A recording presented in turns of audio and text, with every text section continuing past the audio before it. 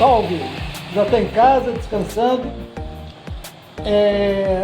A minha última parada, voltando para casa, a minha última parada foi no restaurante Carne na Brasa, onde eu fui muito bem recebido, muito bem acolhido. E acabei decidindo armar a barraca por causa do frio.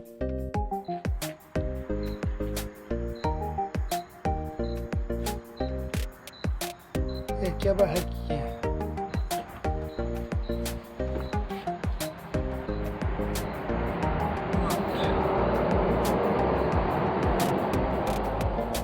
Logo depois que eu armei a barraca, eu fui um pouquinho para a rede, esperando o sono chegar, e enquanto o frio permitisse que eu ficasse na rede.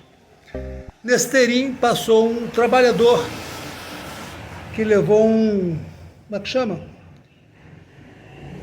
Foi enganado pelo patrão, foi para uma obra, chegou lá, não era o que tinham prometido a ele, e teve que voltar a pé para Solânia, caminhando mais de 200 quilômetros. Eu estou indo para Solânia. Solânia? É, senhor. Meio longe, né? Pegando carona. Aí anoiteceu, eu me ferrei. Foi aí agora, chama uma barraca por aí. O senhor quer dizer seu nome, mandar um recado para alguém? Não, quando eu vou chegar amanhã logo cedo. Ah, se não, meu nome? É. Não, meu nome é Severino Felipe de Brito. Sossegado. Tá ok, meu camarada. Fui trabalhar em obra lá, sabe, mas aí deu errado, o cara prometeu tudo, café, almoço, antes de dormir, não foi o que ele... Cheguei lá, não foi o que ele prometeu, né? Aí eu botei Deus na frente e vim embora pegando carona. Só que anoiteceu, eu me ferrei. Tá ok. Deixa eu ver tua cara aqui. Ah, sou gente boa, meu filho. Eu sei. É, mas vamos embora devagarzinho, sou gente boa. E muito obrigado. Até mais, camarada. Muito obrigado pela água, viu? Não, imagina. Deus abençoe. Olha lá. Eu estou quase que nem um mandarim. Deus abençoe. Até mais, camarada. Boa caminhada. Como é que foi para você, Cláudio? Você se sentiu impotente em não poder ajudar o senhor Severino? Que situação você estava ali para... Você não conseguiu ajudá-lo, na verdade, né? Como é que foi isso? O máximo que eu consegui fazer por ele foi dar água, né? Que nem isso o segurança estava querendo oferecer a ele. E o segurança ficou numa situação muito exposta também, né? Eu já estava sendo acolhido no lugar, então eu não podia ficar, não tinha muita liberdade. Mas o que mais me impressionou foi a crueldade do cara que teria contratado ele como trabalhador, né? O cara teve que ir embora, porque não tinha as condições de sobrevivência no trabalho, teve que ir embora caminhando mais de 200 quilômetros. Agora esse último trecho dele ele ia fazer à noite, para tentar chegar de manhã na casa dele. Quer dizer, é impressionante. E o máximo, infelizmente, o máximo que eu pude fazer por ele foi oferecer água. Enquanto você estava abrigado, né? Você recebeu, né, um abrigamento ali. Ele não. E ele, eu estou rindo, mas até de nervoso. Ele numa situação muito pior do que a minha. Muito mais precária do que a sua. Muito mais precária do que a minha. Além de todo o cansaço físico, mental, ele estava voltando com um sentimento de frustração enorme, né? Porque ele recebeu uma falsa promessa. Um trabalho não conquistado. Me parece que essa pessoa foi para lá para trabalhar, conseguir um salário, para no final do mês ter algum tipo de recurso, e nada disso aconteceu. Nada disso aconteceu. É a situação que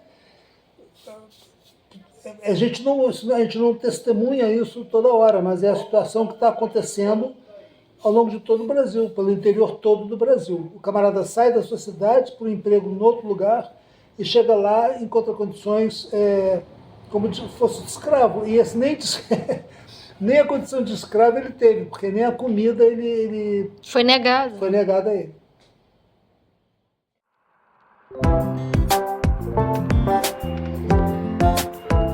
Bom dia! Seja bem-vindo à nossa 21ª cicloperegrinação. Cá estamos nós pedalando contra o sol, com o sol na cara, de manhã bem cedinho, Navegando, ó. Velhos hábitos. Pedalando para o leste. Sol bem na cara. E vamos indo. Tivemos uma noite tranquila. E estamos no que eu espero ser a última pernada até chegar em casa. O tempo está tranquilo, o sol parece que vai castigar, mas faz parte. Estou com bastante água aqui, então dá para encarar. Se você gosta ou aprova este conteúdo, não esqueça de curtir, compartilhar, comentar. Isso faz com que mais pessoas tenham acesso a esse conteúdo. E se você concorda e quer apoiar mais concretamente, vou colocar a chave Pix nos comentários, será um apoio importante e necessário.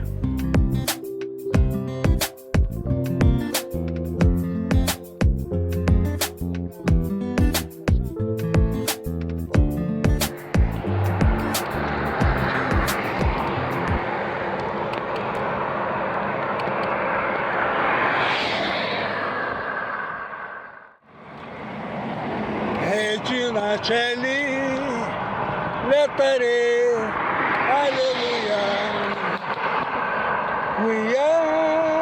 Qui neruisci portare, alleluia. Resurrexi, sicut dixi, alleluia. Ora pro nobis Deum, aleluia.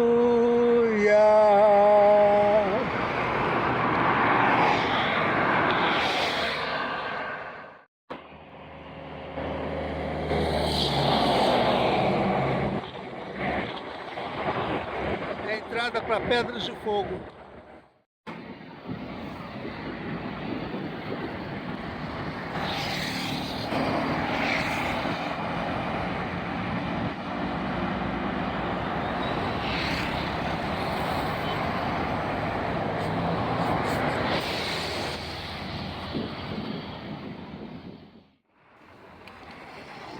Como é bom uma cidade que valoriza os ciclistas, que fortalece as ciclovias. Vejam só apreciem só que bela ciclovia. Maravilha pedalar por aqui.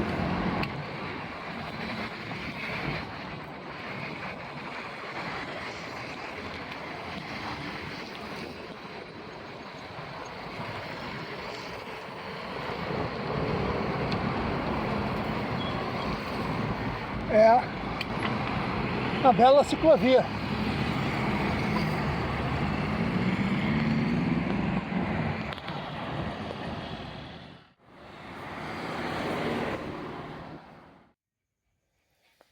Boa noite. Boa noite. Eu ainda estou cansado da viagem. Acho que a minha cara mostra isso. Então estou cansado, enfim. Mas urge agradecer o apoio que eu recebi. Em primeiro lugar, eu queria citar o Padre Marinaldo, que ele mostrou como a evangelização pode ser feita com muito amor, pode não, deve, e pode, é possível fazer com muito amor, com muito humor e com muita seriedade, tratando as coisas sagradas. Agradecer ao pastor José Hilton. Agradecer ao pastor José Hilton, com que tive, não só pelo acolhimento no Posto Brasil, mas pela conversa muito boa que nós tivemos, que inclusive eu vou ter que voltar a esse assunto, que é do acolhimento ao viajante. E agradecer também às pessoas, aos leigos, né, que me acolheram, que me receberam com tanta hospitalidade, com tanta cordialidade na beira da estrada. É impressionante como as pessoas recebem, não sabem meu nome, não sabem quem eu sou, de onde vim, de onde eu estou indo, não sabem nada. Mas me recebe com um amor, com um carinho, um troço assim que eu acho extraordinário. Eu acho que no caso do pastor José Hilton, né? Mais uma vez a gente percebe quando as pessoas estão comprometidas com os preceitos do Cristo, as denominações elas ficam à parte, elas ficam de forma elas Elas perdem as fronteiras, elas se misturam. Elas se misturam. Lá em Ingá, eu fiquei na casa, quem me acolheu foram os evangélicos. outra família evangélica. Outra família evangélica que me acolheu lá. O padre não pôde, mas os evangélicos me receberam muito bem, com muita atenção, com muita preocupação e tudo mais. O Jaredes, ele viu, quando eu arrumei a cama, ele não achou satisfatório o jeito que eu tinha arrumado a cama, foi lá, trouxe acolchoado, trouxe travesseiro para eu ficar mais bem acomodado lá na varanda da casa dele. Mas é isso, esse carinho que a gente recebe. O secretário de turismo de Ingá, como ele me recebeu bem também, se dispôs a ir comigo no museu fechado na segunda-feira. Ele disse que nunca fez isso antes, nunca tinha feito isso, de ir lá para levar uma pessoa na segunda-feira. A primeira vez que ele fez foi agora nessa viagem. Então eu queria agradecer muito a todas essas pessoas por esse acolhimento. A impossibilidade da Cíntia ir provocou algumas coisas curiosas.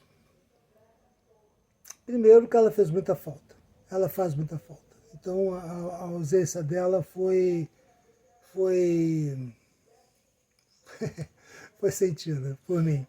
Mas é interessante que a quantidade de gente que perguntou por ela, nos lugares onde nós passamos, na peregrinação anterior, a gente passou por esse trajeto.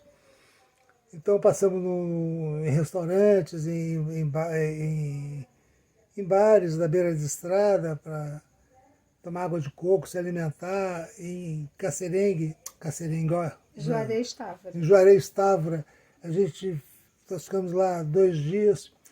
A quantidade de gente que perguntou por ela, mas perguntou assim, cadê ela? Assim, cobrando, querendo que ela estivesse lá, né?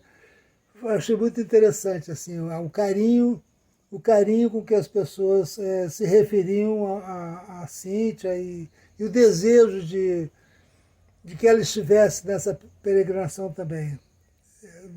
Desejo, obviamente, completamente partilhado por mim, né?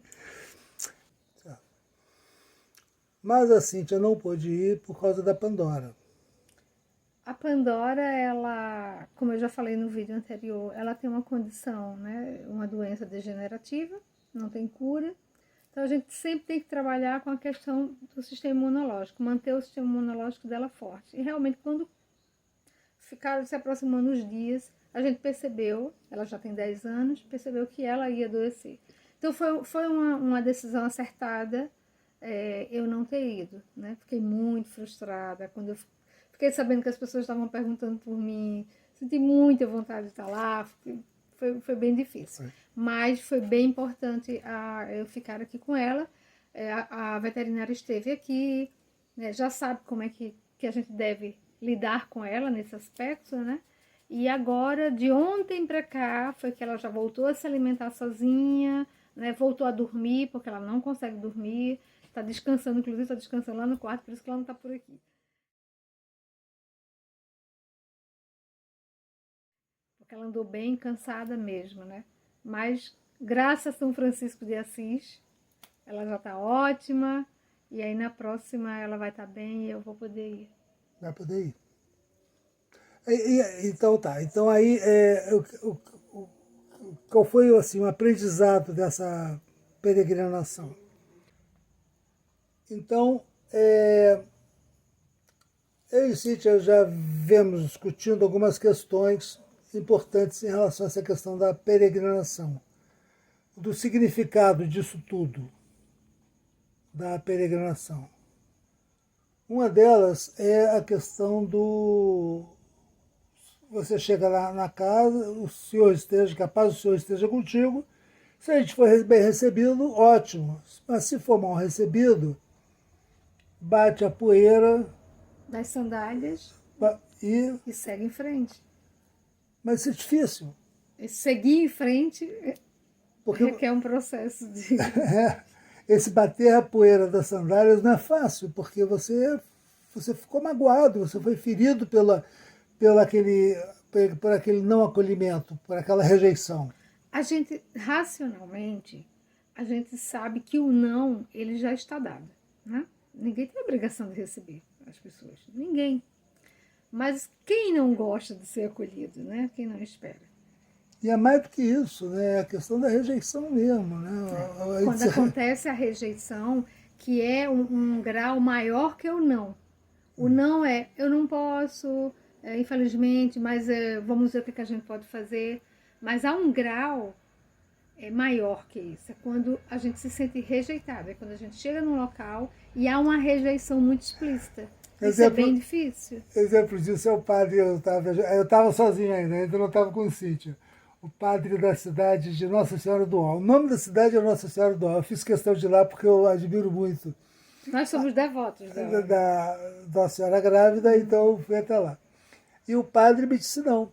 Só que ele disse não de uma forma tão simpática, tão agradável, ele foi tão cordial, que eu voltei lá, eu fui lá e voltei lá novamente. Ele disse não de novo para mim e eu saí feliz da vida com o não dele. Porque foi um não dado com amor. Ele não podia, de fato não podia. E não... Então, ótimo. Então, então é isso mesmo. Que bom que ele foi franco. Mas quando um não é dado com desprezo, aí machuca a gente. E aí esse bater a poeira das sandálias é difícil. É um troço que a gente tem que trabalhar para não sair ressentido, falando mal da pessoa. Entendeu? A gente tem que realmente bater a poeira das sandálias para seguir caminho. A outra coisa que nós estamos vivendo nas nossas peregrinações tem a ver com Mateus 25, versículos 35 a 40, que foi o que o pastor, conversamos com o pastor sobre isso, agora nessa viagem. Que nesse trecho do Evangelho, Jesus diz assim: quem receber o viajante, der comida para quem não tem comida, vestir quem está nu, é como se estivesse fazendo isso comigo. Foi para mim que fez. Isso aí, aparentemente, me coloca no papel de Jesus. É um negócio muito pretensioso. Nos coloca, a mim e Cíntia, nesse papel. Que está muito distante do que nós somos. Mas a nossa viagem, o nosso passar por esse lugar faz despertar, essa é a palavra, faz despertar no coração das pessoas Jesus. Esse está sendo a grande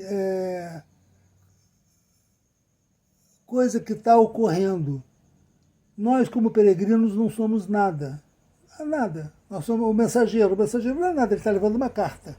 O mensageiro não é nada. O que importa é a carta. No nosso caso é a mesma coisa. O peregrino não é nada. O que importa é a mensagem.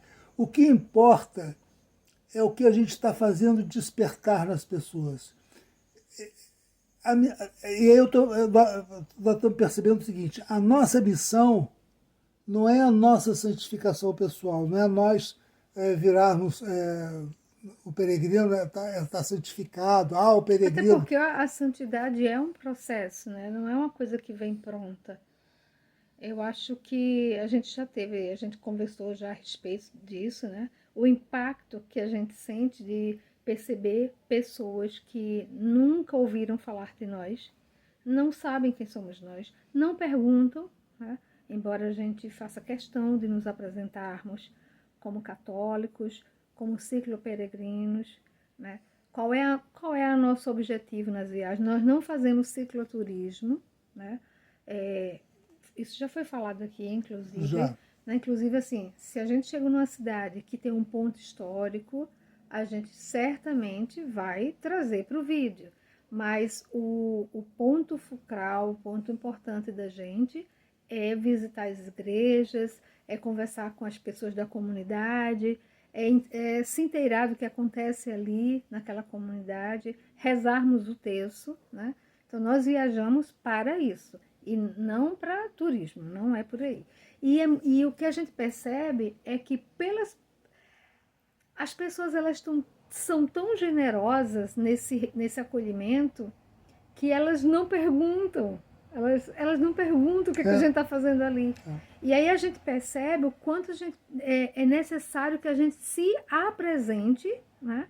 E qual é o nosso objetivo, porque senão fica meio dúbio. Né? Por exemplo, tem pessoas que acham que a gente está fazendo, acha muito bonito e nos recebe do mesmo jeito a gente que a gente está fazendo turismo. E não é isso. Né? Mas independente disso, é uma coisa que eu já vinha refletindo na última cicloperegrinação. É quando alguém sai e abre o seu sagrado, que é o seu lar, para duas pessoas desconhecidas, né? Ou para ele sozinho desconhecido. Quando a pessoa abre mão do seu conforto para oferecer o seu conforto para um estrangeiro. Para o viajante. Então, nesse aspecto, a gente, de certa forma, a gente desperta naquele outro, né? Essa generosidade que já está nele, né? Apenas ele foi estimulado, e a gente leva conosco uma grande experiência de amorosidade, né? De alguém oferecer a sua própria cama para a gente dormir, e dividir o pão com a gente, dividir um banho, coisas que na estrada se tornam coisas preciosíssimas. Nesse último vídeo agora, quando o Cláudio chega num determinado local e aí ele vai abrir a torneira, e eu até brinco, eu até fiz no comentário lá, na estrada a torneira é vida. Né? Então, assim, tudo que pra gente no nosso lar é uma coisa comum, um banho quente, a nossa cama, na estrada ganha um valor, né, imensurável. E, inclusive, esse acolhimento das pessoas é um valor imensurável. Né? A gente só espera que a gente consiga deixar alguma coisa de boa no coração dessas pessoas, na vivência dessas pessoas, a partir do momento que a gente segue o nosso caminho. Porque realmente a gente sai bem melhor, a gente sai melhorado. A minha impressão foi o seguinte: na peregrinação, eu assumindo como mensageiro, né? Eu no final das contas, eu não vou encontrar Jesus dentro de mim. Eu vou encontrar Jesus no outro, no próximo. Naquele cara da beira da estrada, no seu Manuel, no seu Jaredes, inclusive o evangélico. Vavá da Luz, o pessoal lá de Botafogo que gosta de você, o do Jonas lá de Mata Redonda. A gente vai encontrar Jesus nas pessoas mais inesperadas. E de repente, onde a gente espera encontrar, não vai encontrar, mas encontra. E aí isso nos engrandece, isso faz a peregrinação valer. E é importante, e faz a peregrinação valer. De minha parte, eu só tenho muito a agradecer a todas as pessoas. Né? As pessoas perguntaram por mim. Né? Eu fiquei muito gratificada, nunca imaginei que as pessoas iam lembrar de mim. Teve uma criança que lembrou de mim, falou para o Cláudio, lembrou de mim. Então, assim, são experiências que a gente vai levar para a vida, vai levando para a vida. Né? E esse exemplo a gente faz, é como a gente vai semeando, pelo caminho a gente vai deixando essa semente. Essas pessoas que lembraram da Cíntia, não lembraram à toa. Lembraram de uma peregrina que estava levando a mensagem, que é o que importa, a mensagem do Evangelho. Tomara em Deus. Tomara em Deus. É isso. É isso. Boa noite. Antes de concluir, a conversa com o Vavá, eu vou fazer um outro vídeo mais tarde, porque foi muito longa. Então, senão esse vídeo aqui vai demorar muito. Então, a conversa com o Vavá vai ser feita à parte. Boa noite. E até a próxima. Até a próxima. Dessa vez, juntos.